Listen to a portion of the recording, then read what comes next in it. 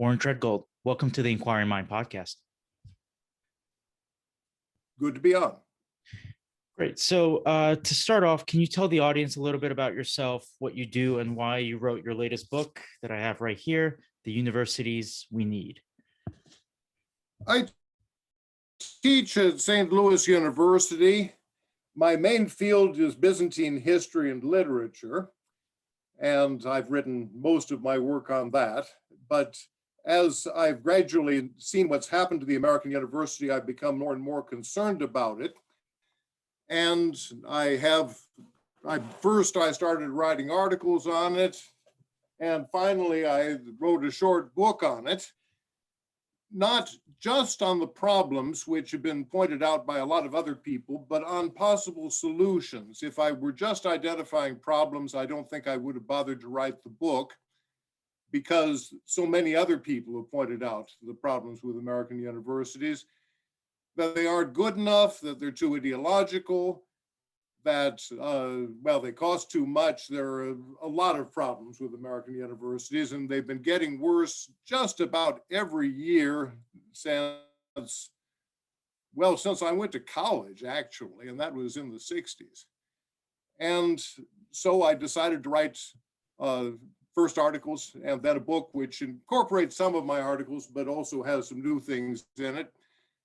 And I hope that, though things have steadily been getting worse even since I wrote the book, that somebody somewhere may possibly pick up on some of these ideas and something may come of it. Right. Have you personally received any backlash, maybe among your faculty, or in terms of, any kind of negative feedback from writing the book, or no? No, actually, I don't think my colleagues even know that I wrote a book. Or if they do, they don't care.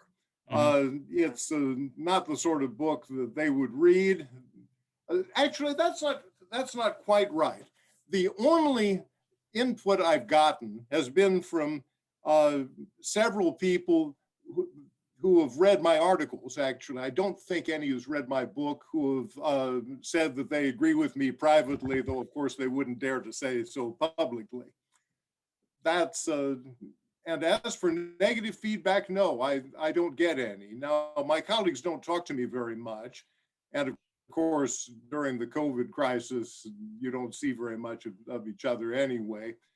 But by and large, I think as long as you don't write in some place that they're going to see, you're fairly safe in making criticism of today's universities. Now, if anything really came of it, they'd probably get mad. But so far, I haven't received negative feedback of that kind.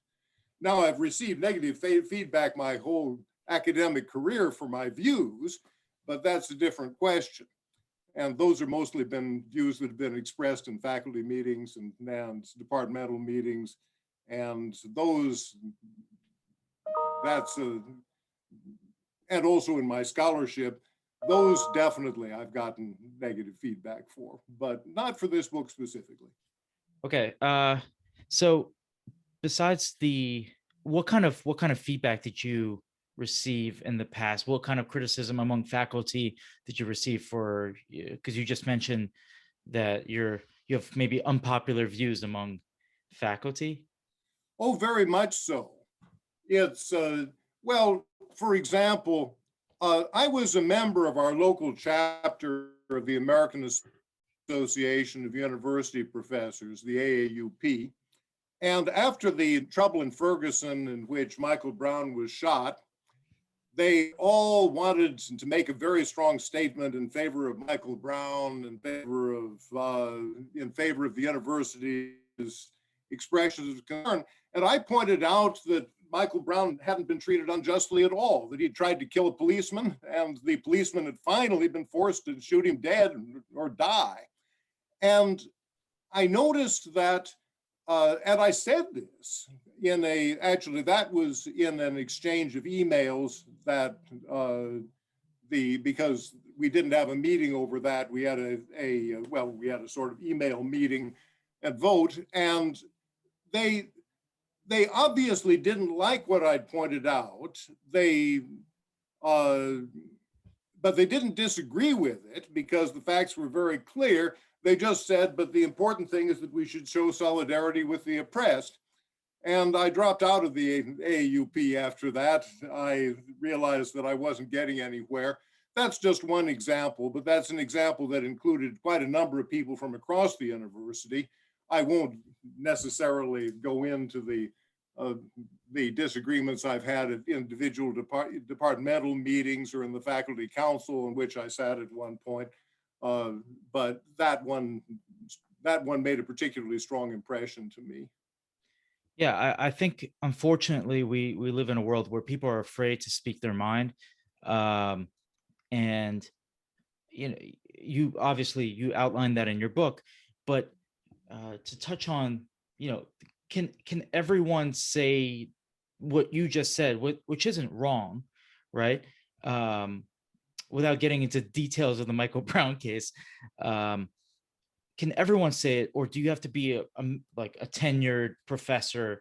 Because I suspect that if, say, an adjunct said it, or a high school teacher, or going down the line, said anything like that, they could be fired for their opinions, and that extends to the workplace at large, right? If you say something that's outside the orthodoxy, you fear being Oh, fired. it's certainly true. I mean, you have freedom of speech. In fact, in most dictatorships, you have freedom of speech in the sense that you can open your mouth and speak, but then what happens to you afterwards?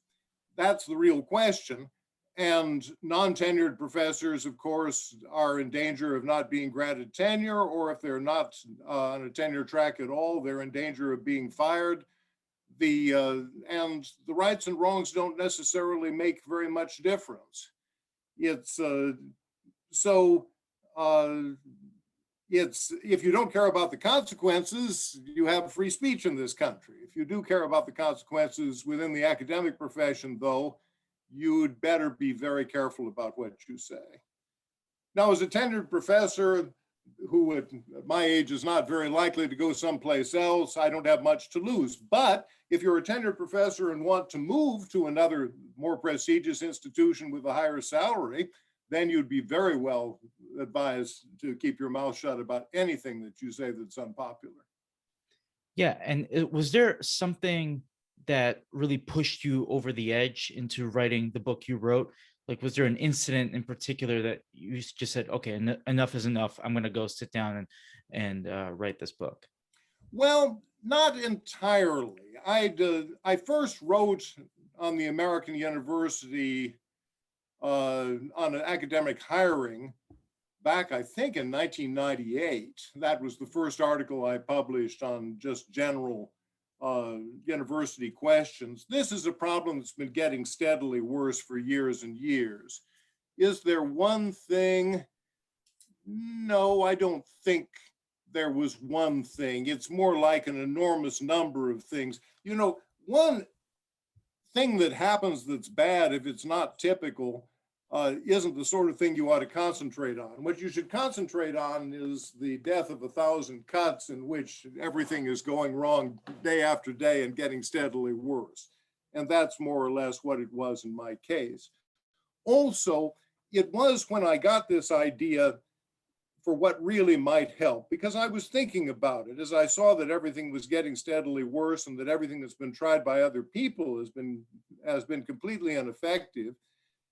I really began to see that what we need is a new major prestigious university to show the way. That if that were done, we would have a chance of really making a difference. But that anything less than that will probably fail at this stage. Other things might have been tried earlier on. Now it's gotten enough that they don't.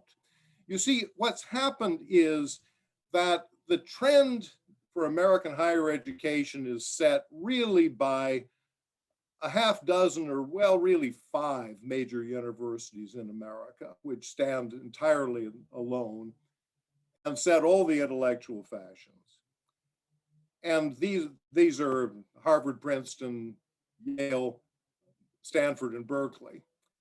And I've been connected with, well, I haven't been connected with Princeton and Yale, but the others I have. I studied at Harvard. I've taught at both Stanford and Berkeley. They have a prestige that puts them in a class completely by themselves. And Harvard, of course, is at the top of that heap. Now, you can't fix them. They're beyond fixing. They're completely insulated. They have their own prestige. But if you created another comparable university, and the more I thought about it, the more I decided that that was feasible if you had the money, then you would be able to counteract the influence of those places to a perceptible extent. Right. And what would you say? Because you say that this problem has been getting progressively worse since about the 60s.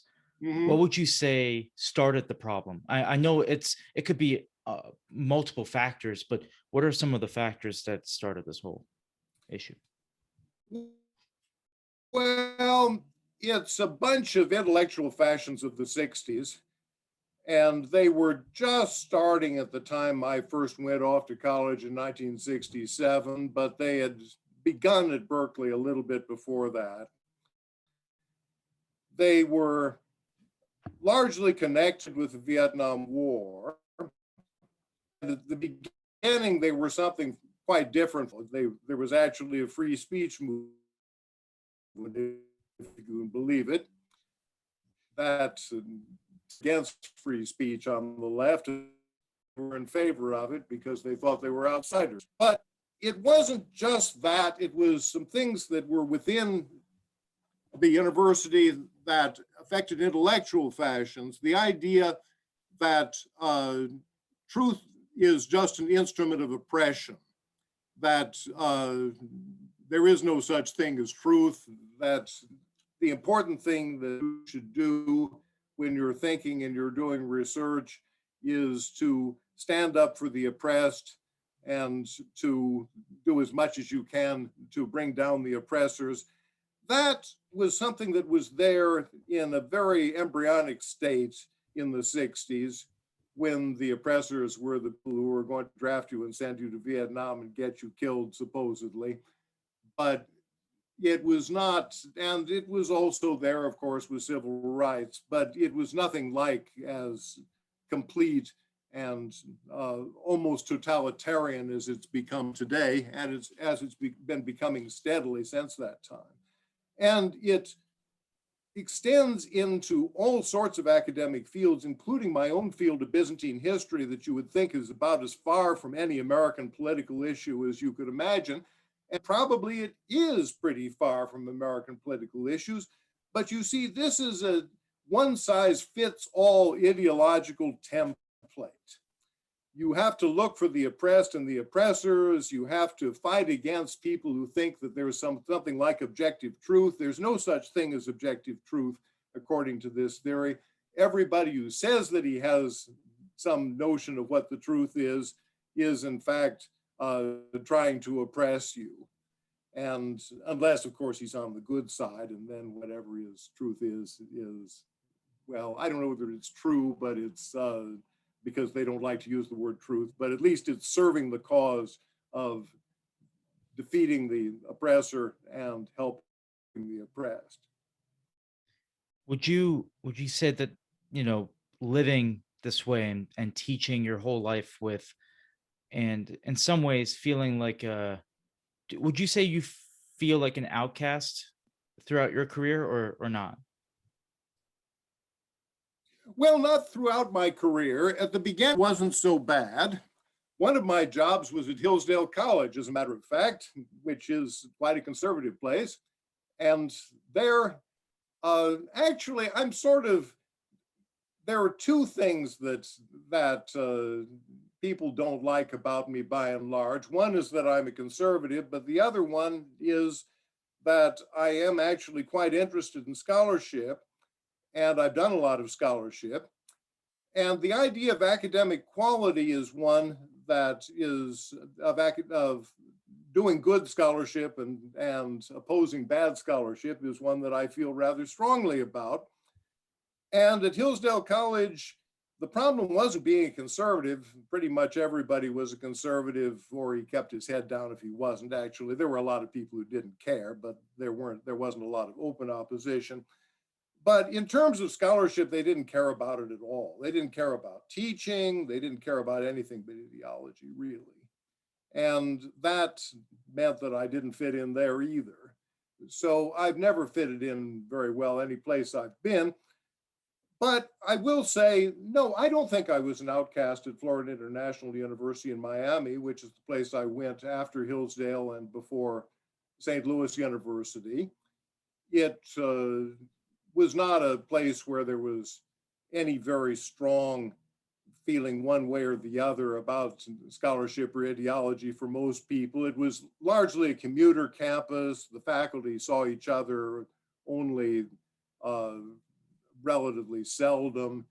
I didn't think I was an outcast. My views were, to be sure, considered to be very much on the right wing, but I don't think that was something that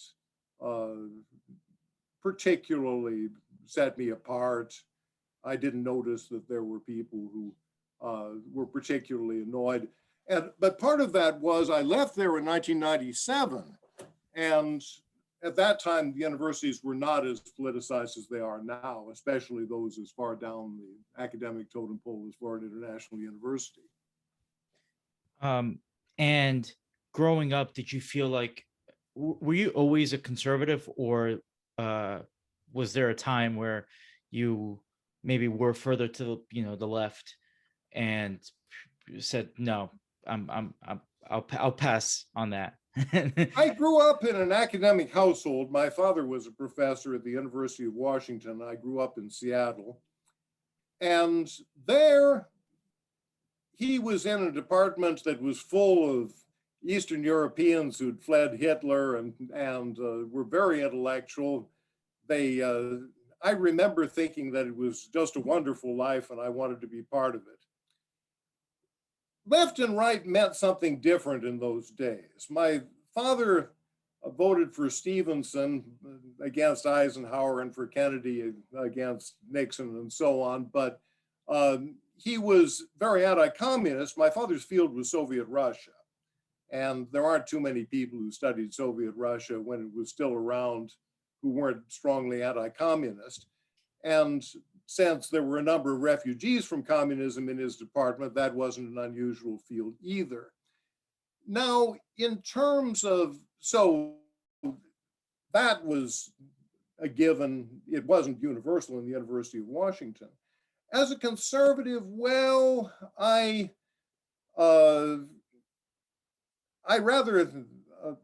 was something of a fan of Goldwater in 1964. I think that was when I first became aware of politics.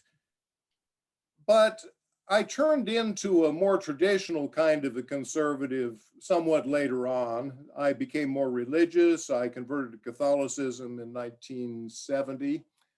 And I have since that time felt that I'm a conservative in all sorts of ways.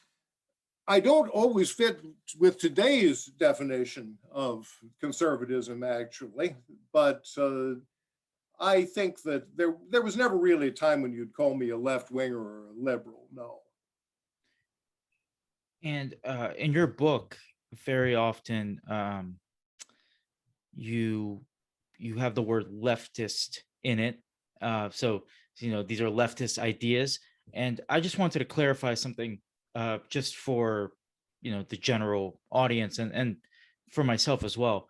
What separates a liberal from a leftist, in your opinion?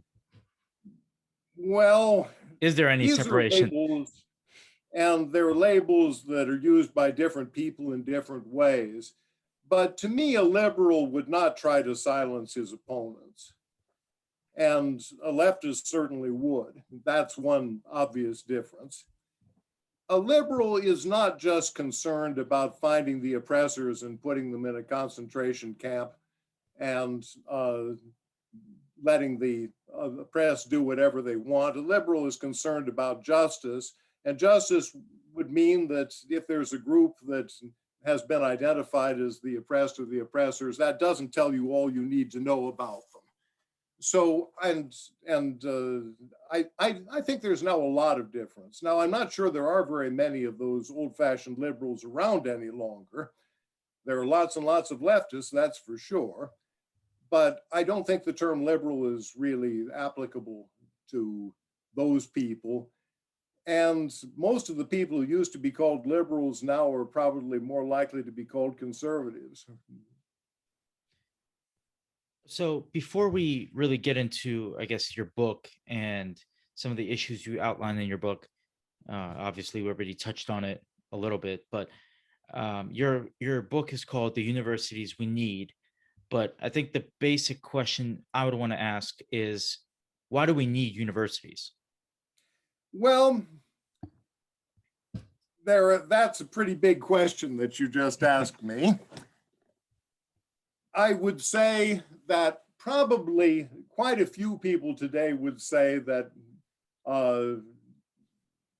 they don't want universities, they just want to blow them up. We're stuck with universities whether we want them or not. Right now, they're largely a very bad influence on American society. You're not going to be able to shut them down. You might be able to reform them and improve them, but you have to have universities right now. And even if you could shut them down, it wouldn't work because they teach a lot of things that you need for modern life. You can't, a high school diploma isn't enough to let you enter most American professions. It's all right if you want to be an automobile mechanic or something like that. But if you want to go on to law school, if you want to engage in politics, if you want to be in business, if you want to do anything with computers, you need to have a better education than that. You need to have more education than that. And the universities actually do perform, even though undergraduate study is not a particularly valuable thing for a lot of people, universities do perform a necessary gatekeeper function. If you're hiring somebody, you want somebody with an undergraduate degree from a fairly respectable institution, because that weeds out the sort of people who don't show up for work, who say they're going to do something on Tuesday but never do it, and don't even have it done on Saturday. If you can't do very basic things like show up for class, show up for the exams, and do a modicum of what you're supposed to do, you can't graduate from a decent American college. There are some really bad ones you probably could graduate from. And that's an important thing for employers to know. Otherwise, you're going to get employees who are just completely unable to provide any of the services that you want from them. So that's one reason you need universities. And of course, the kind of technical knowledge that you often get mostly from graduate programs, but not entirely, is important too. I mean, just basic things like knowing how to read and write. I mean, read and write well, not read a stop sign and write your name, but be able to read a 50-page report and understand what's in it, and to write a 50-page report so that somebody else can understand what you're trying to say. Those are things that you can learn as an undergraduate and that at least some colleges still teach. And I think the key word in that last sentence was can, because I know a lot of law schools, for example, require students, incoming students, first year law students, to take a remedial English course, because a lot of people can't write, a simple essay. Or so in some ways, in a lot of ways, actually, universities seem to be failing us rather than, you know, serving a major purpose in society. Obviously, there are exceptions where you could take classes and you get lucky, you have a few good professors in your life. But I think for the most part, um, I don't know. I haven't taken a proper poll of this, but a lot of my friends, a lot of people I talk to, they you could just glide by college, like you glide by high school and you just get by, and because the light at the end of the tunnel is, I'll get a good job after I graduate, or I mean, you hope you get a good job, but it doesn't seem to me that universities are as important as they once used to be. Like a lot of tech giants are talking about, you don't need to go to college. A lot of these coding classes and whatnot are offered online, and we can have the conversation if online is good or not. But I think I'm an overall optimistic person, but uh, it seems to me with universities, I'm fairly pessimistic because I've seen firsthand how people have horrendous experiences. Not myself, but people have had really, really bad experiences, unfortunately. Um, but do you, to that point, maybe something I noticed when I was in college, do you feel like too many people go to college? And do you think everyone should be going to college? No, certainly everybody shouldn't be going to college, and certainly too many people are going to college now. I think that's clearly so. College is also not doing its job at all well. I say this occasionally to my colleagues when they'll listen. Now they don't listen very much anymore, but I used to say it before. We're doing a lousy job. We're not preparing people to read and write properly. We're giving them a lot of ideological claptrap. We're letting too many students coast. Still, a degree does mean something. As you're doubtless aware, a lot of the people who coast through college at least are doing better than the people who coast and don't get a degree at the end. There are some people who just don't get out of bed and go to class at all. There are people who just don't show up for the exam at all. And I've gotten these people and they say, how come I got an F? I said, you didn't come to the final exam. I gave you a 0. How can I give you anything but a 0 if you don't show up for the final exam? And they say, well, I don't think I deserve an F. These are the sort of people who can't finish college. And those people are even worse employees than those who coasted. Now, the kind of person who's an entrepreneur and a go-getter and who learned how to read and write as an undergraduate, or who learned how to read and write in high school, or who maybe doesn't need to read and write very much because the main thing he does is devise computer code. There are people who can do without college. There certainly are. More of them should do without college. Those who aren't interested, don't care, I'd really like to see them out of the classroom, and I wouldn't mind if a lot of our bad colleges and universities closed as a result. I think probably, well, I'm not quite sure. If you tightened up the ship, you might find that you could get some people to work at college who aren't doing it now, but there are certainly too many people in colleges and universities right now. And making it free would make the problem much, much worse. Yeah, again, obviously, no, obviously college serves a purpose. You can't get a more, I guess, advanced job for the most part without a college degree. But could you argue that that's actually kind of a perverse set of incentives, that people have to go to a quote unquote good school and get a degree? So spend 4 years, spend money and a substantial amount of money.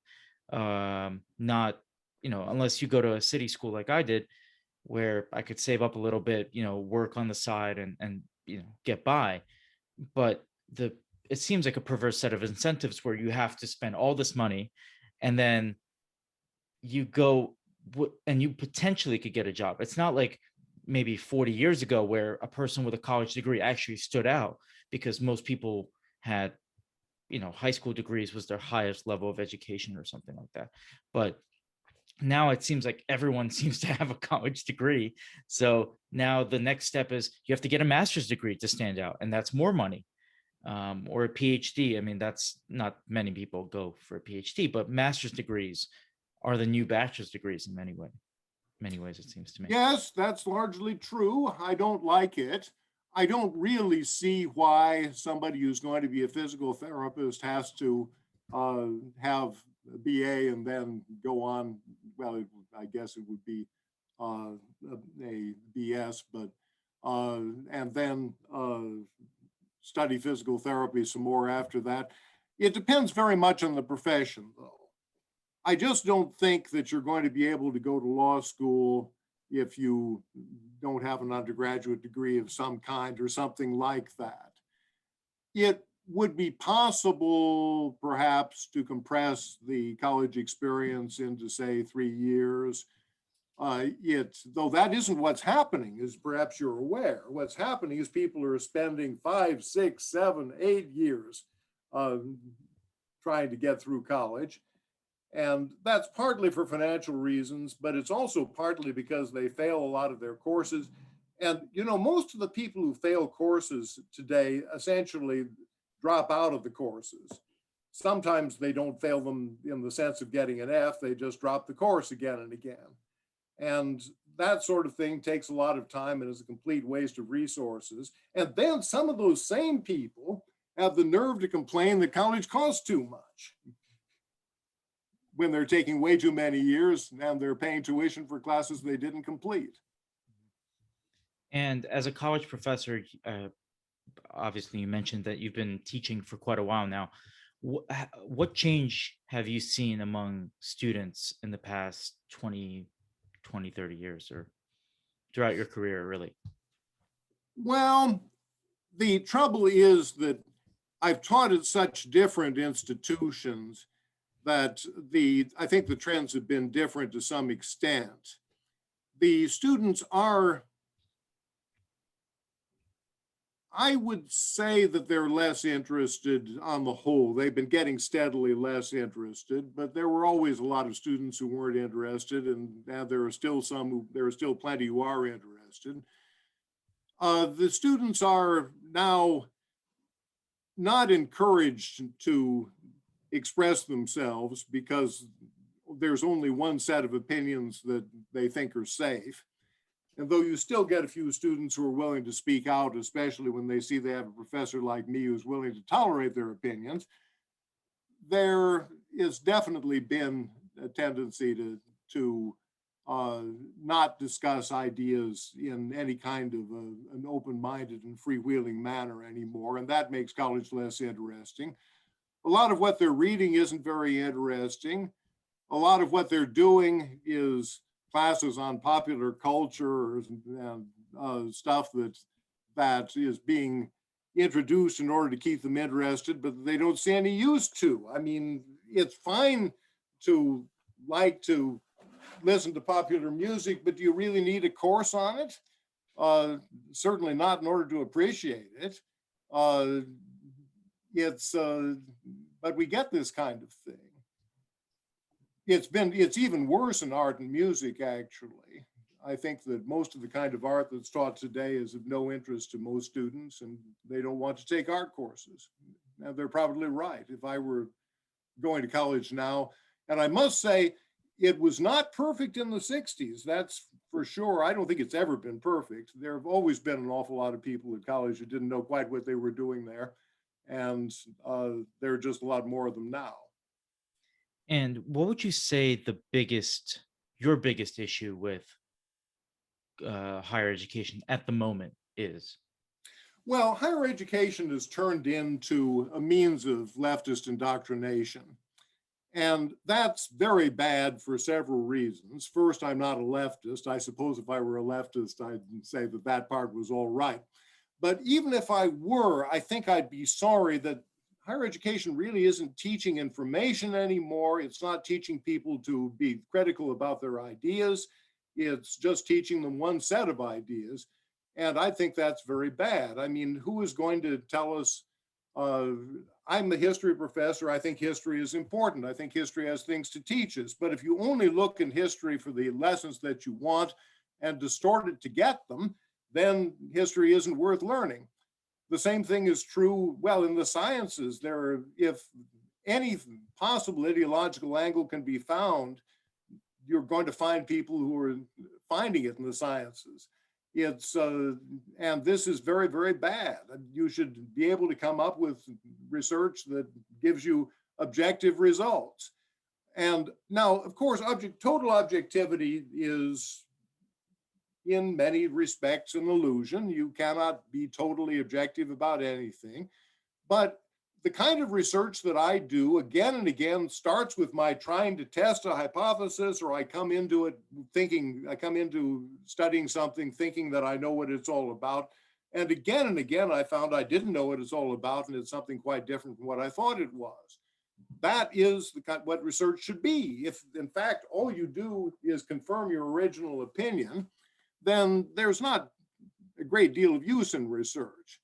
It should certainly modify and deepen your original opinion. You don't necessarily have to be wrong completely about what you thought, but it should be much subtler. It should be much more developed by the time you're done. And that isn't what we're getting now. At this point, I read books again and again from my field to review them, and they don't care what the facts are, you can tell. They don't quite say that, though occasionally they do even say that. They just care about writing little ideological parables about how they're bad, oppressive people. Look at them, look how bad they are. They're good, oppressed people. Look at them, look at how terribly they suffer. And this is not useful, in my opinion, any longer. Universities should be doing a job that they're not doing. They should be doing lots of jobs they're not doing. And yet, since all the universities that claim to be quality universities are the same, there's no example of what they should be doing anymore. Or if there is, the professors who still do it, like me, keep their heads down and make sure that they don't offend their colleagues too much. But why is this radical thought so pervasive?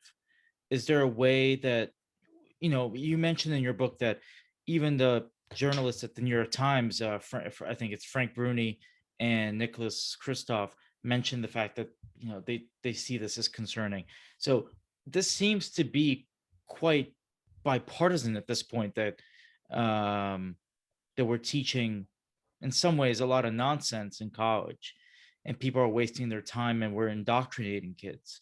I saw a recent episode with Brett Stevens on Bill Maher's show, and he said there's a difference between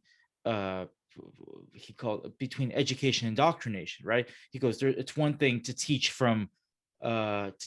Marxism objectively and being like, this is Marx's work, and being taught from a Marxist perspective. Those are two separate things.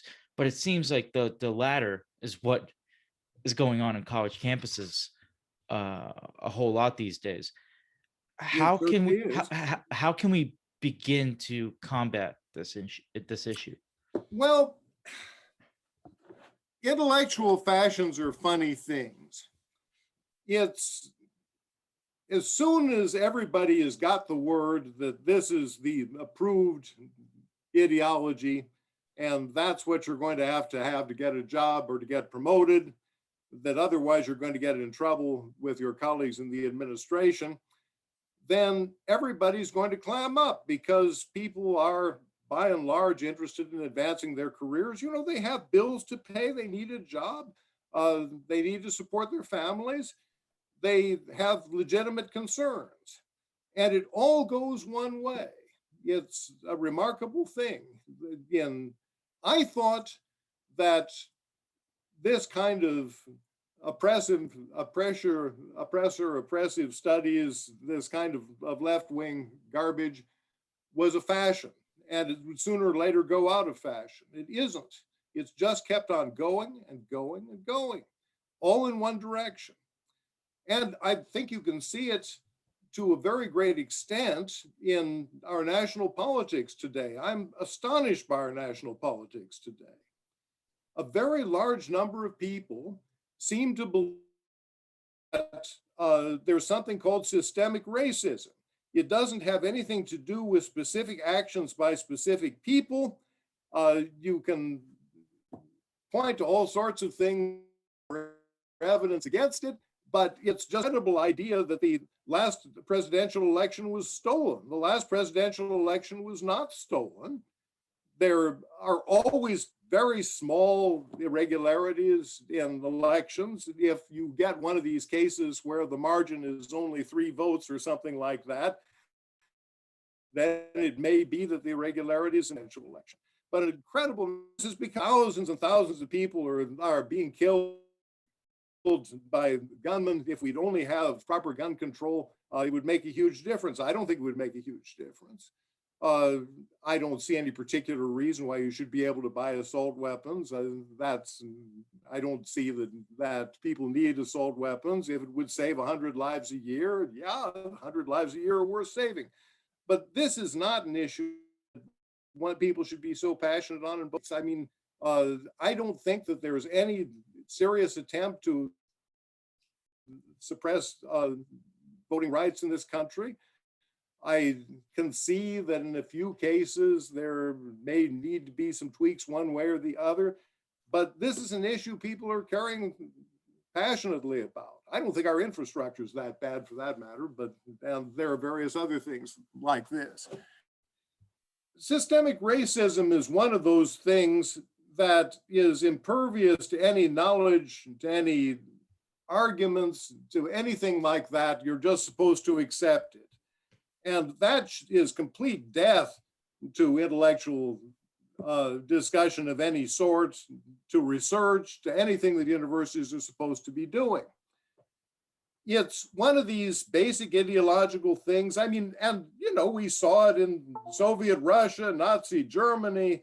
It's just a feature that you start getting, and especially if you have enforcers, and we do have enforcers in the form of majorities on faculty committees, but especially of university administrators, who are my favorite villains in what's gone wrong with American universities. And most people are just not going to decide that they're going to speak out if it's going to mean their job, if it's going to mean that they are never going to get a raise, if it's going to mean that they have constant trouble. And that was true in Nazi Germany, Soviet Russia, and American universities today. Yeah, what frightens me the most about this is I'm a young guy. It's hard to prove intent when you're trying to find a job, for example. It's hard to prove that somebody is didn't hire you because of your views, right? I try to be as objective as possible. I'm not left or right. I'm kind of really down the middle. I hold opinions on both sides. And I try not to be super cautious when I speak, because that doesn't do much good. I want to speak my mind and make sure people hear my opinion. And if I'm wrong, I'm comfortable changing my mind and telling people I was wrong. But there is a genuine fear among, I'm going to say, my generation, people that I talk to that could be to the left as well, but they're not as far to the left as, say, the next person. They're afraid of saying something that's outside of the orthodoxy in some way. And that, for lack of a better term, that frightens me, because that was part of the reason I started this podcast, because it's a way to express some of my views and talk to people with different opinions on different issues. But the fact that people who are conservative will go to work somewhere and they can't speak their mind it's concerning, and I don't know how to begin tackling that issue. Well, that's why I think we need a conservative Harvard, Yale, Princeton, Berkeley, or Stanford, because in some ways, it's not that there aren't people who are conservatives out there. A considerable part of the electorate is conservative, in fact, and we saw it with the people who were backing Trump. But the attitude of somebody on campus and of a lot of other people is that there's only one side to this argument intellectually. There's only one side that intelligent people can take. Now, there are a bunch of bigots out there who are racist, who are terrible people, those are the oppressors, but they don't have an argument at all. They don't have any ideas. They're just idiots. They're just bigots. And not so, of course. There are a number of intellectual leaders in these places. You can see conservative press. You can see them in research institutes, the Heritage Foundation, the Manhattan Institute, the Hoover Institution, whatever you may mean. But it's not the same as a university. A university is a big organization, a bigger organization than any of these places are. It has at least a commitment to objectivity. People at the Manhattan Institute or the Heritage Foundation don't have tenure. And if they come up with a view that is contrary to what their superiors want them to have, too often, they are likely to be out on their ear. In a university that attempted to, and I wouldn't like to use the word conservative if I didn't have to. I do want a university that has a commitment to objective truth. And that today is a radical idea in most American universities. It probably is a radical idea to the handful of so-called conservative places like Liberty University and Hillsdale College too.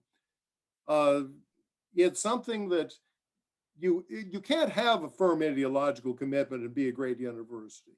There are a lot of academics who could form a great university who are still around today, but they aren't at one place.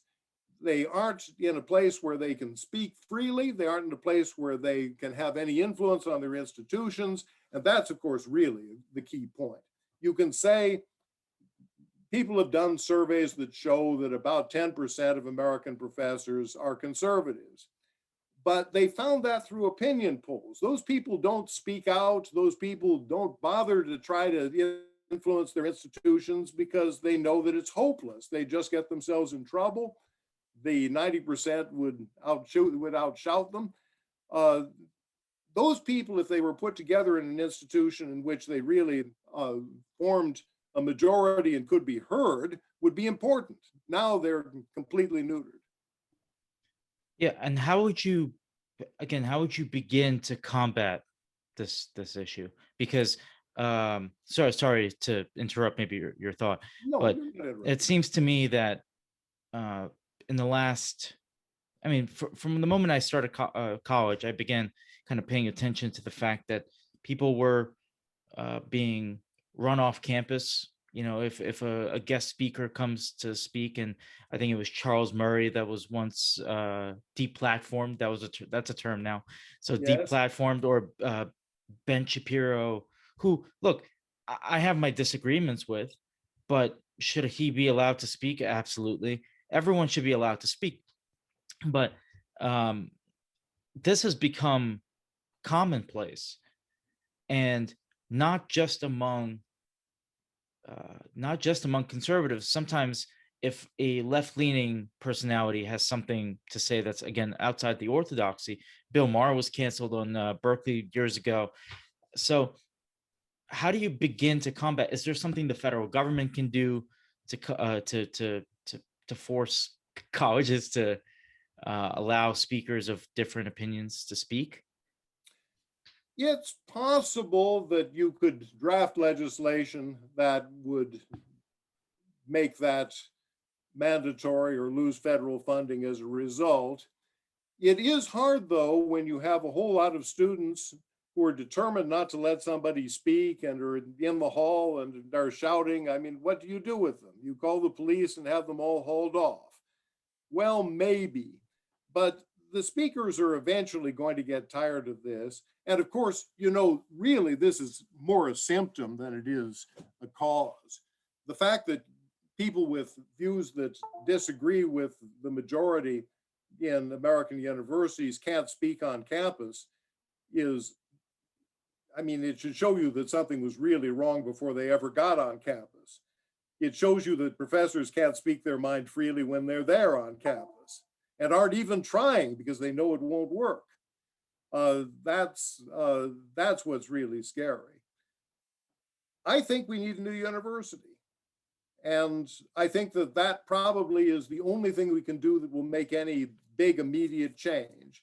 There are ways you can try to annoy today's universities with legislation, but that's really what it is. You're going to make only a very marginal difference. They'll fight it very hard the next time a Democratic administration gets in. And of course, there's one in right now, so none of these laws are going to be passed.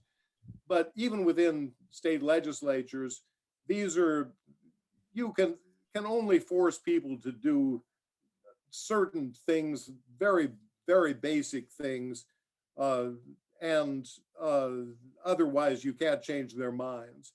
They'll just have some new oppressor, namely you and the legislation that you passed, to claim they're being oppressed by.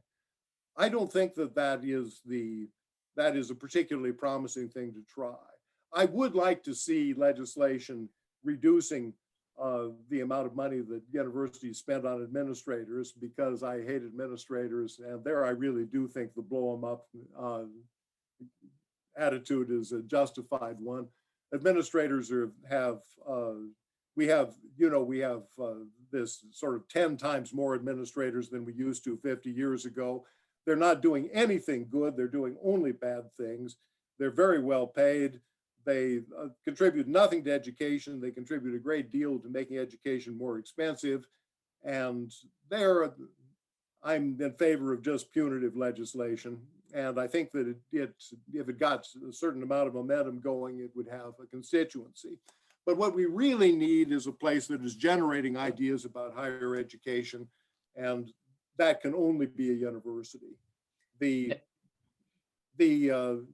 American universities didn't go bad because they got a lot of bad ideas from liberal think tanks like the Brookings Institution or something. They went bad because they got bad ideas from other universities that were considered more prestigious. Would it need to be one university? Because it seems to me that you need to create the equivalent of a Stanford, a Harvard, and a Yale, at least 2 to 3 schools that promote these kind of ideas, and for them to gain some kind of traction. The other problem that you mentioned earlier is the financial factor, that you need money for all this. But I, I don't know if that would be an issue. Like there are a lot of billionaire and very wealthy, uh, more conservative leaning people. Um, why why would they not? What would be their reasoning behind not funding uh, this kind of venture? Well, they haven't done it yet. I would say, I think on the whole, it would, even if you got two billionaires who who wanted to found two conservative universities, I think that would probably not be a good thing. I think it would be better to start with one.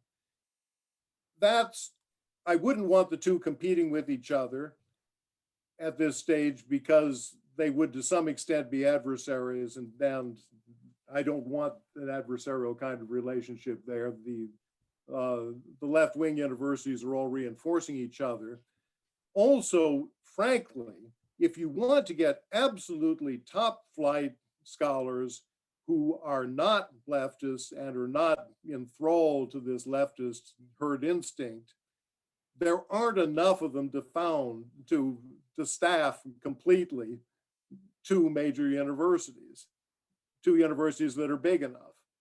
I don't think that there are right now. You could train more if you had one university that was training them, but I just don't see it. Nobody knows quite how many conservative academics there are, because they all keep their heads down. But they are an endangered species. They are not a very large group.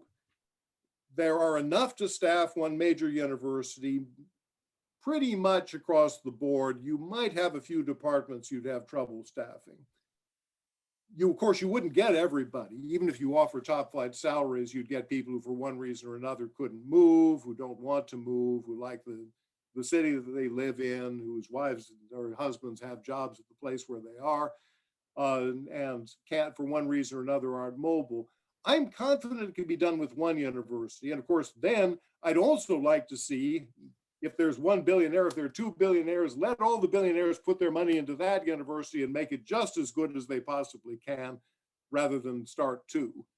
Now, later on, who knows? But what I really want is for this university to set an example so undeniably good, so undeniably sensible, that other universities who right now face no competition of this kind at all, they're not worried at all about Hillsdale College and Liberty University, that those universities would have to pay some kind of attention and say, well, these people have a point, maybe we should try to be a little tiny bit more like them.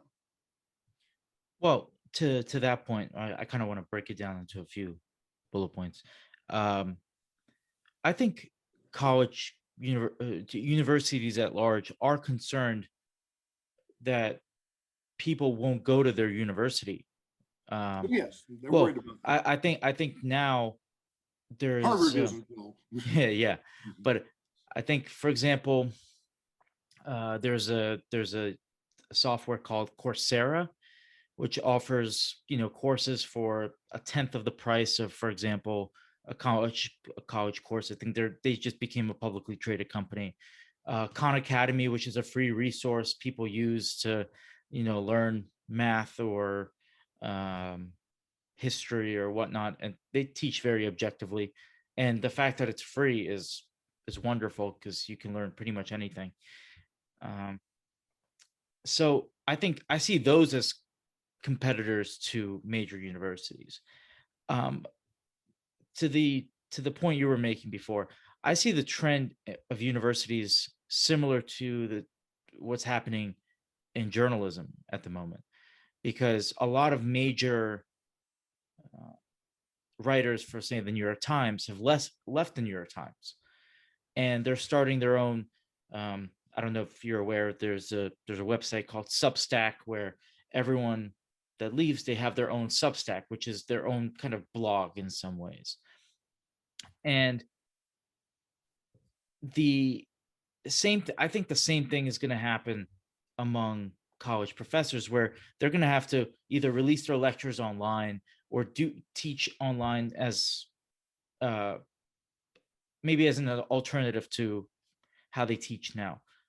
Um, but to your point about the university, I don't think it should be an exclusively conservative university. It's not just conservative faculty.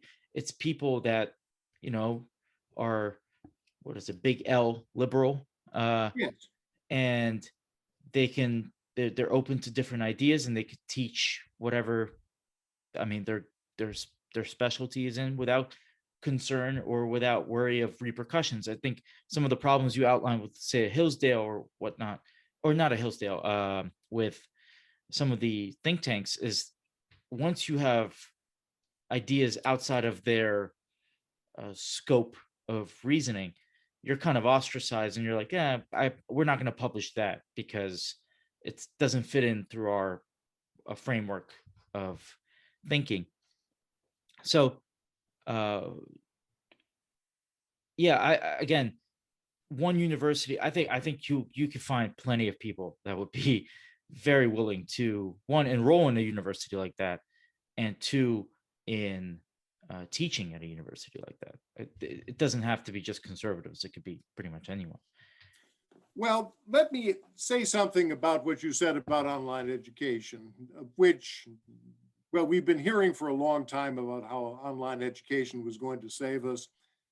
And of course, with the COVID panic, people have gotten to see what online education is like. Online education is an almost total failure. It's no good for bad students. It's no good for not very engaged students because it doesn't engage them. It doesn't excite the good students. It takes a lot of the pleasure out of their learning. It takes all the pleasure out of teaching. And in general, if you just want to get information, check a good book on the subject out of the library and read it. It'll be much better than any course that you can get on, as long as you get a good book, but there are lots of bad courses too, than any course that you can get online. The Now, I will say the reason why online education originally was so oversold is that I think it probably is good for computer science. Computer science people are teaching very basic kind of information, though I've noticed that most of the people I know get most of their information about computers from actually taking the thing into Mac HQ or the Apple Store or whatever it is and having it explained to them by a real person. But the true computer nerd doesn't need that. The true computer nerd is very glad to take one of these online courses, but even they usually don't finish the online courses. These online courses that people start and don't finish or don't learn anything from, because you have to have exams, of course, to know whether they've learned something. And by and large, the results at the end of online courses are that the exams are dismal. People haven't learned the material if they finish the course at all. And under those circumstances, you don't get credentials, and employers are not going to hire you when they say, all right, you know about this? And you say, yeah, I took an online course on it. And they'll say, all right, how did you do in the exam? And you'll say, well, I didn't finish the course and I didn't take any exam in it, but I learned some stuff about it. I don't think employers are going to be impressed by that.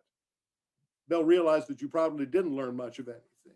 Even courses that people take exams in and do well in, they often forget quite a lot of the information in. And you can imagine what it's like if they never even take an exam and don't show up for class, and they probably haven't read any books. They didn't finish the class. I think that online education is like that. Now, the occasional course in computer science, they may be able to make work for that. I don't know about. I don't know anything about the farther reaches of computer science. But the kind of teaching I do and that most of my colleagues do is much better done in person. To one of the points you make in your book,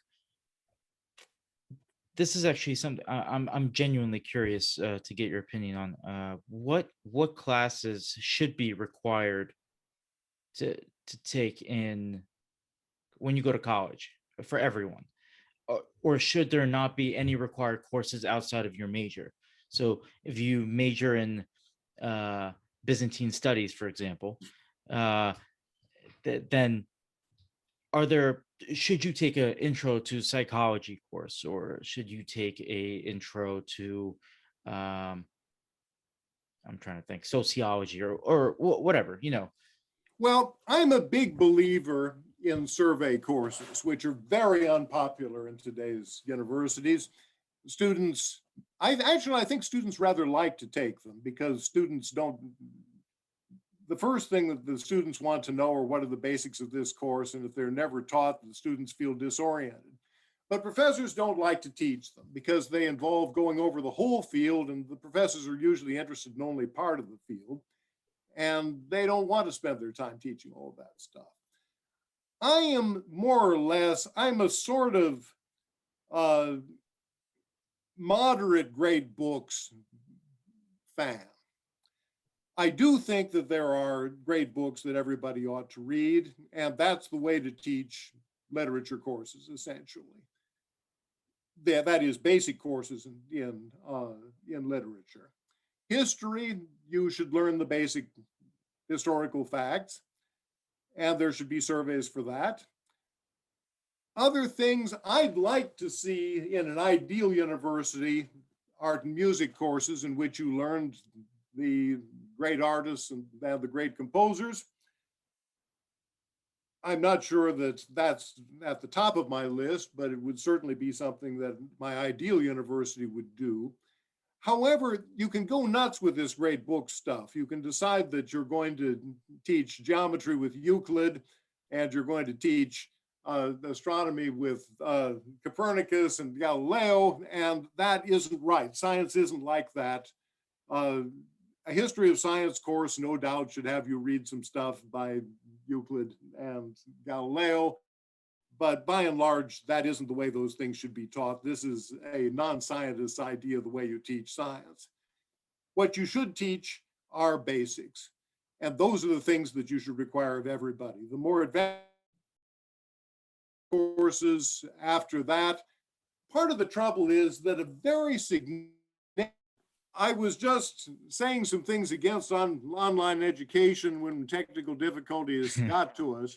And it may be that Zoom is trying to interfere with our podcast, but if they are, they're making my point for me, because one of many things wrong with online education is technical problems. And they come up again and again, no matter what the class is, always. Mhm. You were talking earlier about the erosion of survey courses in universities.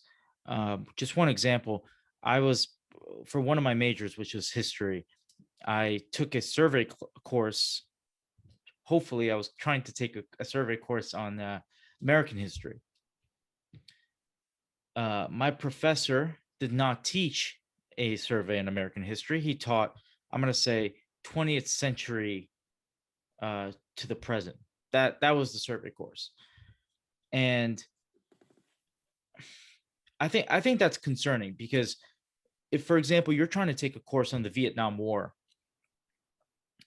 sorry, if you just take a course on the Vietnam War without having any prior context of the world before the Vietnam War, um, how are you supposed to understand the course? Look, you can understand maybe some parts of the war and who these different characters are. You know who the president was during the Vietnam War, and you know who Ho Chi Minh was, but that doesn't tell you the full story. And I think oftentimes I tried to find a lot of survey courses in my time in college, and I struggled to do so because there was some hyper specialized uh Italy during the 14th century course, but there was no history of Italy course, so before i I take a know, you know, before I take a course it, on 14th century Italy, I'd prefer to take a general course on Italy. uh, and so how would you go about bringing those courses back and teaching them? well, it's a systemic problem, to coin a phrase, because the professors don't want to teach those courses right now. I do. I teach a Greek history survey, a Byzantine history survey. I'm supposed to have fancy names for them, so I call them things like the Greek miracle and the Byzantine world, but they're really just survey courses. You can tell people to teach survey courses, but if you do, it's going to be very hard to enforce it, because they'll teach a course that's called History of the American Revolution, but it will turn out to be only women in the American Revolution.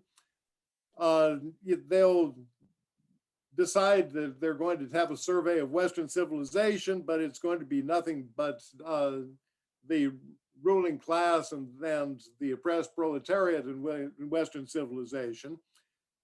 You can, to some extent, by requiring them to teach certain books, discipline them in that kind of way. But, you're dealing with something, again, rather than get an existing institution with a bunch of people who want to do everything wrong and try to make them do a few things right. I really think it's better to start over and show them how it should be done and try to convince them to do it right. And I just don't see that in today's universities, it's going to work very well.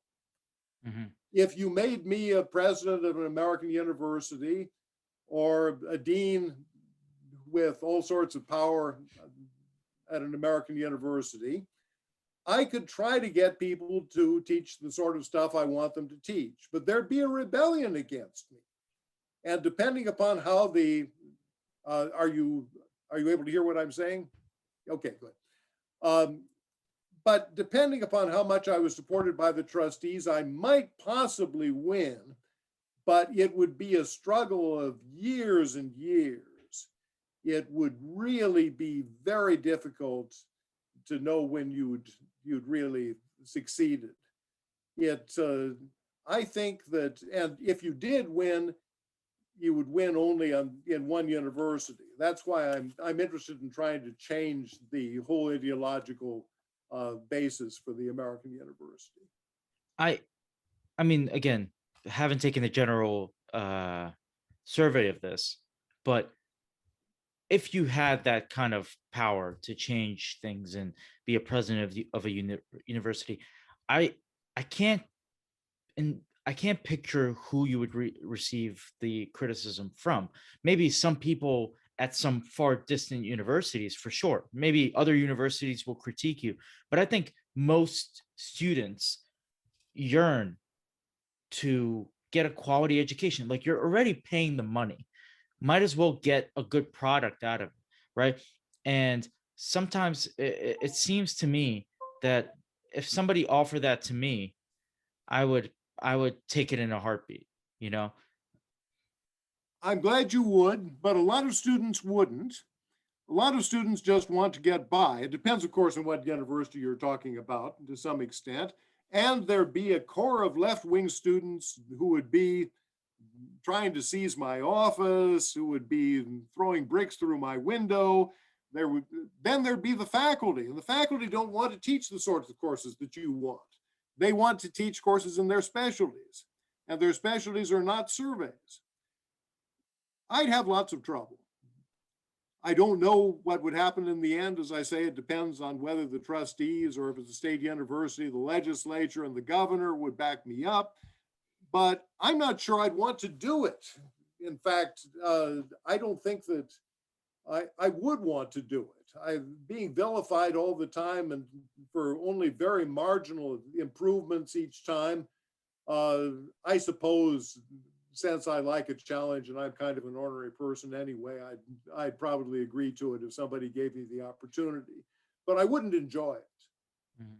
In order really to make a difference, you should start from scratch. And there, if you've got the right people, you don't have to try to put them in chains, force a bunch of requirements on them, discipline them all the time. If you've got the right people, they'll run the university and it'll be a good one. Yeah, and so more to, I guess, this is definitely part of your book, and I think it's an important issue to focus in on. You discuss diversity in higher education. This is a very prevalent subject. How important is diversity in higher education, and what kind of diversity should we focus on? Well, the conservative answer is what you want is intellectual diversity. And to some extent, you do. Frankly, I think that diversity is a very bad concept, and I'm against it right across the line. It is bad for minorities because it lets them see that they're minorities. If you keep on thinking in terms of race, you're going to start getting, because everybody's going to be in a minority. White men are a minority, not a particularly large minority. Even white women are a minority. If everybody is aggrieved and everybody has his own agenda, then we lose any sense of a common purpose, which we should have as a country and we should have as a university. Uh, I I want to hire the best person, absolutely, regardless of race, uh, sex, anything else, and the a real meritocracy is just not compatible with diversity. For one thing, it shouldn't have diversity in the sense that about half the population is below average intelligence. I don't want those people well represented on university faculties. I don't think they should be represented at all. It's not that they're bad people. It's just that, just as I'm not a good person to hire as a construction worker, somebody with no intellectual interest is not a good idea to hire as a professor. To more to that point, should you be required to put your gender, race, sexuality, whatever, on a college application? Well, I'm not sure that I want to outlaw that. The trouble is, if you do, they tried that in California, and the result has been even worse. Now, commitment to diversity is required to be hired as a professor in any part of the University of California system. And that's partly a reaction to the ban on affirmative action. And that's essentially saying that you shouldn't have intellectual diversity, that if you don't believe in diversity, we don't want you. In fact, there isn't even a way to say, I don't believe in diversity. You have to explain how your commitment to, how you're going to implement your commitment to university, to diversity, how you're going to show your commitment to diversity. That kind of forcing people to do things they don't want to do generally backfires. And I certainly would be in favor of not paying any attention to race or sex in hiring, but that you shouldn't be able to put it down on a form. For one thing, I don't see anything wrong with single-sex dormitories, and you can't, unless you compile that information, you can't have them. I think they're probably good for women. They may even be good for men. So I don't think that that's a particular thing that I would concentrate on. I don't think it would make a big difference. There might be a big fight over it, but if you win, if you're going to have a big fight, you should at least get something if you win. And I don't think you get anything much if you won. Mhm. Since you wrote your book, I believe it came out 3 years ago now. Yeah, a couple Uh, years ago anyway. Yes, maybe 3. Yes. do you see the situation as worse on college campuses? Have you gone? Much worse. Oh, wow. Much worse. Incomparably worse. How so? I mean, now, 3 years ago, I wouldn't have expected the University of California system to dare to say you have to write an essay in order to apply for a faculty position in the University of California to express your commitment to diversity. This is really a loyalty oath and a very serious one. I mean, that's just terrible. 3 years ago, there were still people saying that, oh, it's not true leftists have overtaken American universities. It's not true that there's no diversity of opinion. There are still quite a few opinions. There's still quite a diversity of opinion at our universities. Now they don't say it anymore. They say we've won. Now it's time to drive out the last conservatives, to silence them, to make sure that they're punished. It's just incredible. No, the climate of intolerance has reached the point where it is just impossible. It would probably be good for starting a new university that wasn't left wing, because now a lot of the people who 3 years ago would have said, well, you know, there are problems in my university, but I'm happy here. I have a nice house. My wife or husband has a job here. My children like their school. I wish your new university well, but I don't think I'm going to join it. Now would say, let me out of here. I'm coming no matter what. Please let me in. What's the danger, and if we keep going down this Well, path? you know, we're nearly hitting bottom right now. But the danger is that there'll be no possibility of regeneration.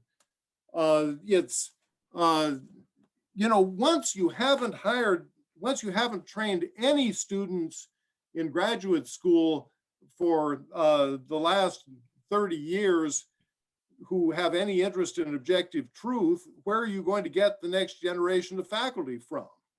And you know, some of the people who think that research institutes and think tanks are going to set us free and the journalism is what's going to take care of it and save us all, aren't realizing that those people, the future journalists and think tank members, are going to be trained by the universities we've got now.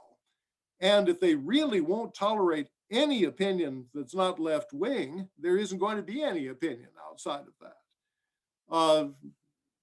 There's not going to be another generation of conservative or even objective commentators or journalists or researchers because they all come through the universities.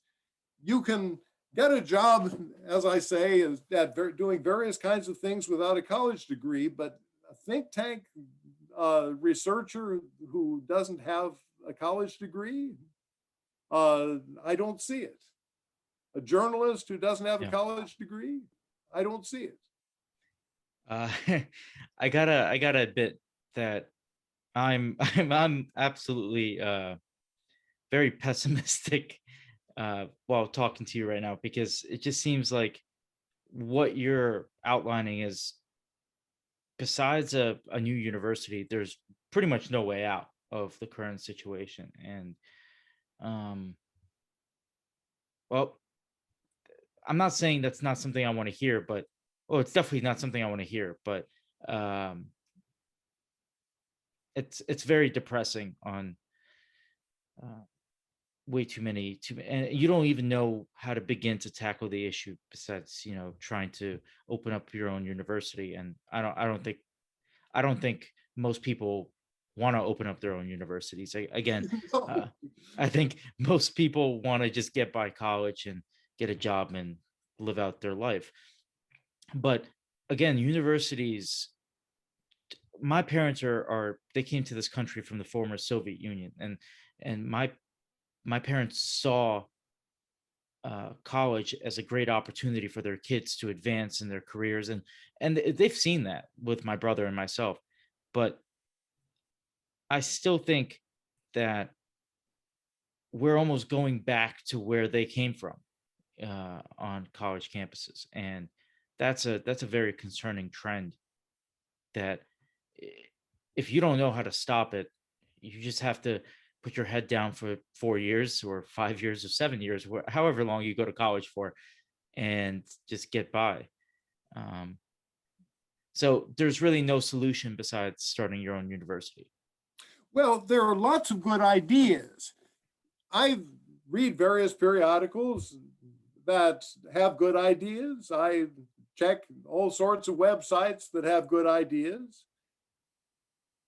But the good ideas are not penetrating through to the right people. Mhm.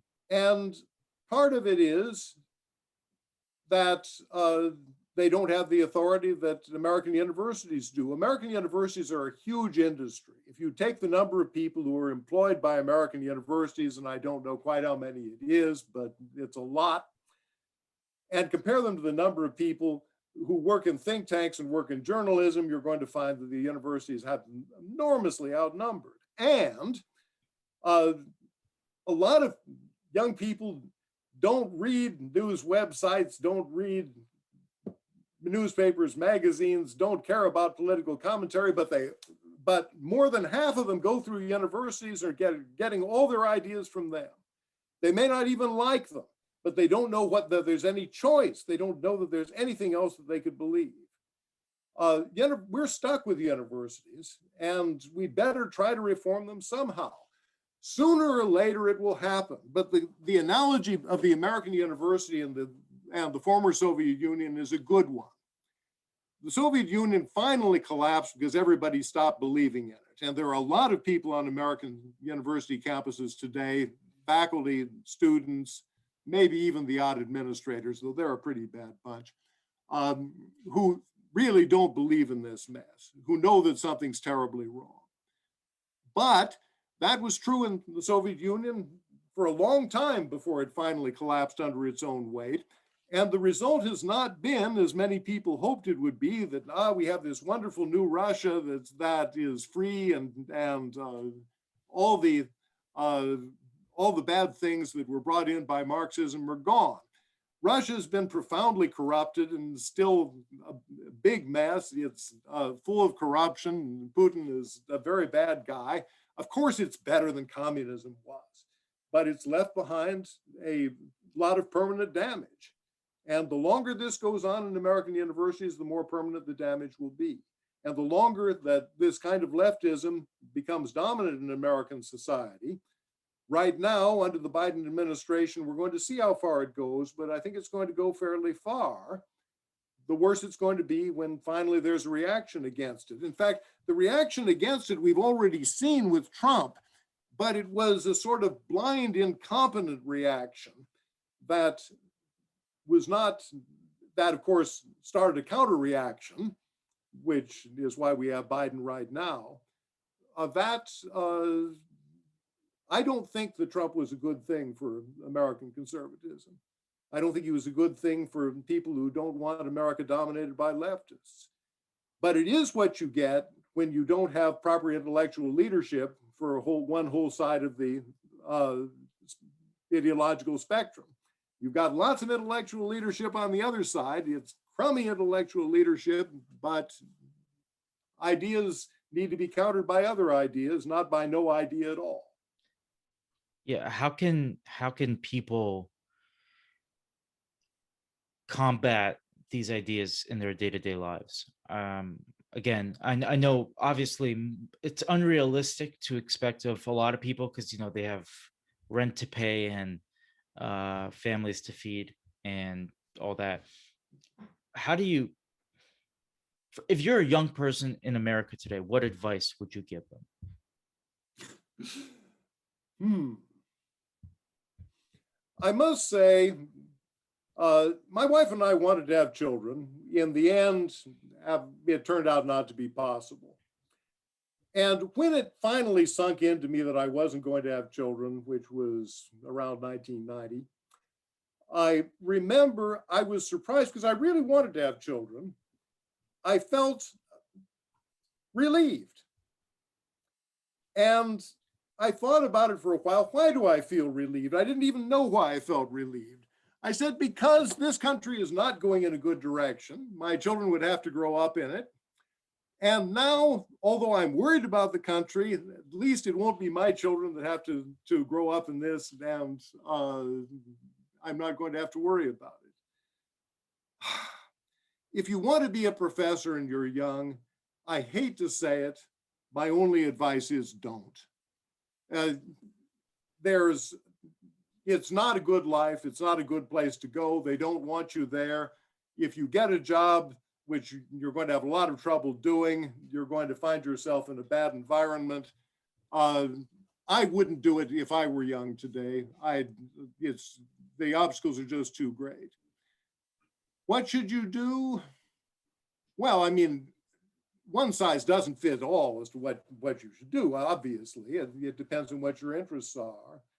But it's a sad thing that today people with serious intellectual interests, and incidentally, even if they're left of center, people with serious intellectual interests don't belong in today's university. There's an organization called Heterodox Academy that started a few years ago, and I joined it right away. And it really is. It doesn't really have conservatives in it, though. I mean, they have some people who claim to be conservatives. They have some people who are conservatives. They have me for one example. But the people who are running it are, in fact, all right. When Zoom decided to interrupt us, I was talking about Heterodox Academy, and Heterodox Academy is an organization that I joined and I believe in, and yet it is essentially run by people who are left of center, who want to be able to speak their minds without having to worry about accusations of being insufficiently politically correct. And they have conservatives along for the ride. They remind me a little bit of the people who used to say, we want Charles Murray to speak on campus because we want to know what the enemy is saying. If you don't know what the enemy is saying and thinking, you can't combat those bad people like Charles Murray, and therefore we have to hear them. But that isn't an open mind. They've already made up their mind about Charles Murray. They're just trying to refute him. And I can see that Heterodox Academy, to a very considerable extent, wants a campus that maybe has some conservatives on it, that definitely doesn't have people who are trying to silence them, but their heart is really not in combating the overwhelming dominance of leftists on campus. And that disturbs me. But still, they're doing good work. If they ran things instead of the people who are running things now, it would be much, much better. Yeah, if I'm not mistaken, one of the founders of Heterodox Academy is Jonathan Haidt, correct? Yes. Yeah, he does pretty good work on. So his books are all really good, and I feel like I mean, I'm not trying to. I think his heart is in the right place. I hope it is, obviously, and I hope, you know, I wish their organization a lot of luck. But um, it. You could see that people on both sides of the, I guess, political aisle are frustrated about the fact that you can't have a conversation without being shut down or criticized unfairly for the opinions that they hold. Um, And they're right. um, so to kind of maybe start to wrap up a little bit. Uh, Overall, again, as I mentioned before, it's a little bit of a pessimistic conversation today, and it leaves myself, and I'm sure it's going to leave some other people feeling a little helpless in this current environment.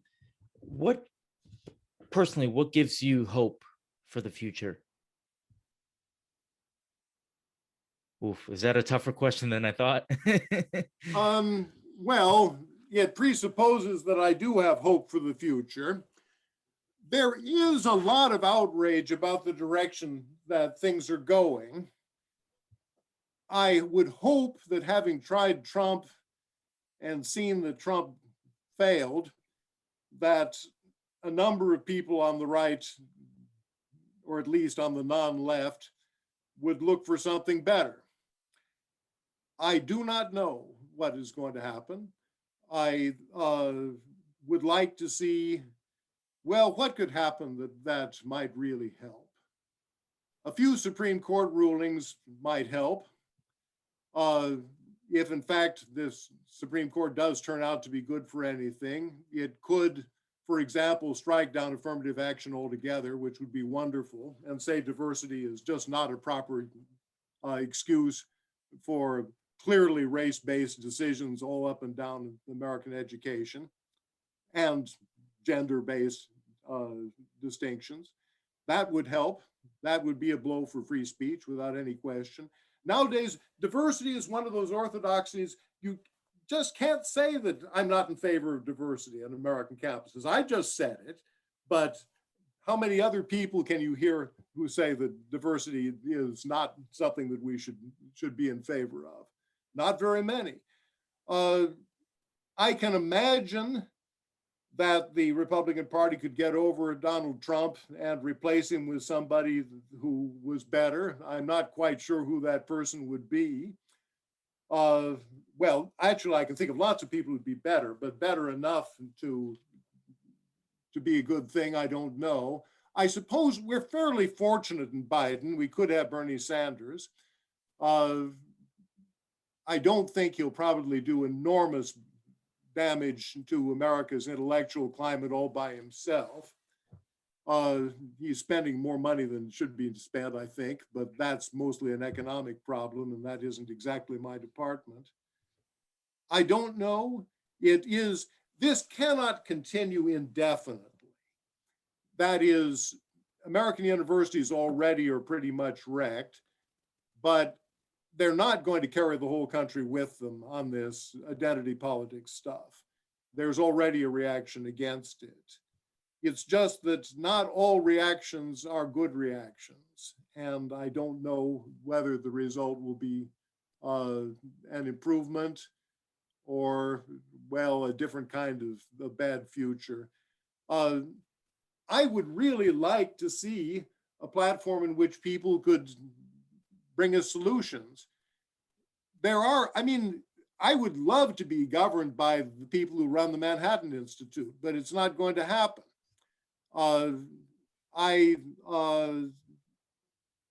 There are a number of people out there who are articulate and who understand what's wrong with our society and who have various kinds of solutions for it.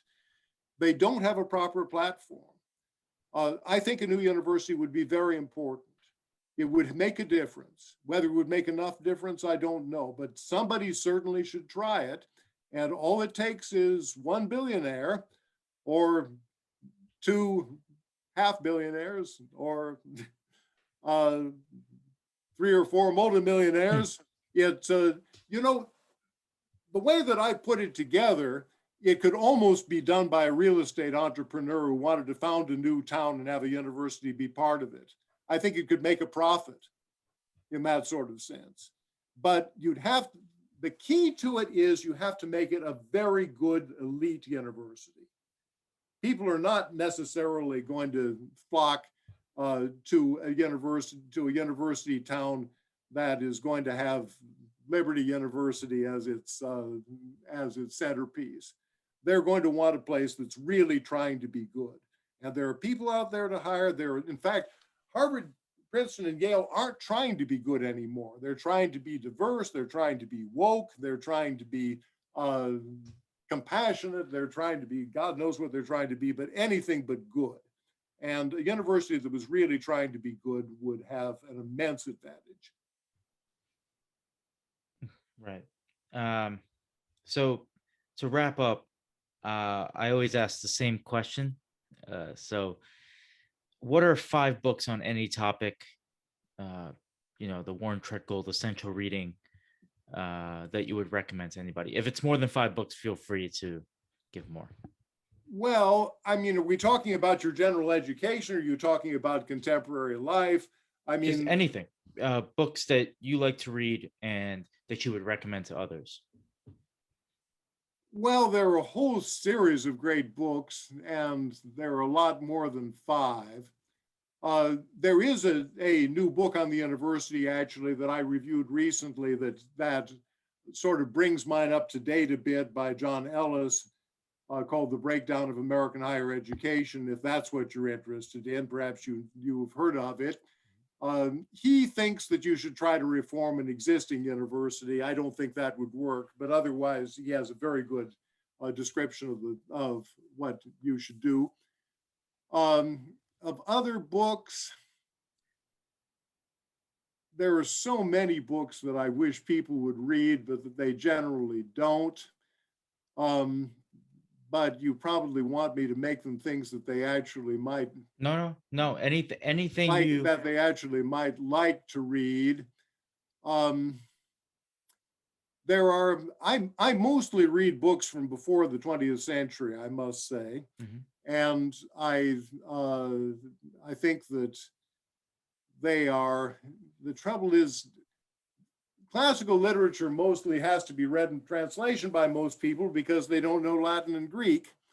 And the translations really depend very much on what there is in the way of translations, and they never quite capture all the magic of the original. I'm trying to think aloud here. My favorite novel is Vanity Fair. The greatest novel is Anna Karenina. If you haven't read either of them, you ought to read them. War and Peace is also worth reading. Everybody likes the novels of Jane Austen. They're right. The novels of Jane Austen are wonderful. Well, I don't know whether everybody likes them. Mark Twain didn't. The novels of Mark Twain are very worth reading. Anyway, if I'm going to take things that are not classics, I think Homer and Virgil just don't come across properly in translation. And the distance between us and Milton is so great that Paradise Lost is probably not something to recommend to lots and lots of people. But, well, I've given you some that I think are more popular. Again, it doesn't have to be popular. If you have anything, quote unquote, maybe unpopular that you want to give a few more. Well, if I'm teaching it, I don't mind because I can guide you through it. Mm-hmm. But if your average podcast listener tries Paradise Lost, he's going to be bored stiff and give up. And that doesn't help, and that isn't going to do me any good. He'll like Vanity Fair, though. And if he doesn't like Anna Karenina, I think he will. Mm-hmm. Okay. Warren Treadgold, it's been a pleasure. Sorry about all the Zoom interruptions. Yes, I'm very sorry about that. Otherwise, it was a pleasure. Yeah. Thank you very much for agreeing to do this. Okay, and thanks for inviting me. Okay. Bye-bye.